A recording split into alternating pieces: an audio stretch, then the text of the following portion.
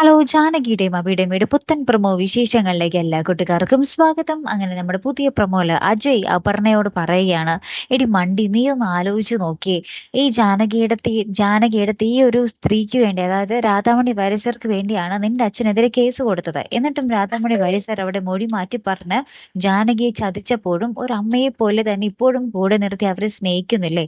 അപ്പോൾ അവർ തമ്മിൽ എന്തെങ്കിലും ബന്ധമുണ്ടെന്ന് നിനക്ക് ഇപ്പോഴും മനസ്സിലാക്കാൻ പറ്റുന്നില്ലേ എന്നൊക്കെ നമ്മുടെ അപർണയോട് നമ്മുടെ അജയ് ചോദിക്കുവാട്ടോ.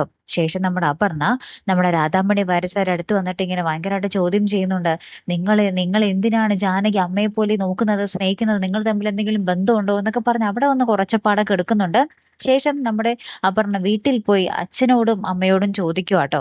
അപ്പൊ അവിടെ ചെല്ലുമ്പോൾ സ്വന്തം അമ്മ തന്നെ പറയുന്നുണ്ട്, എടി നിനക്ക് ഇത്രയും നാളായിട്ട് മനസ്സിലായില്ലേ, ആ രാധാമണി വാര്യസാരിൽ ഈ ഒരു മൃഗത്തിനുണ്ടായ മകളാണ് ജാനകി എന്ന് ഇങ്ങനെ വെളിപ്പെടുത്തുകയാണ് നമ്മുടെ സ്വന്തം അമ്മ. അപർണയുടെ അമ്മ തന്നെ അപർണയോട് പറയുവാട്ടോ.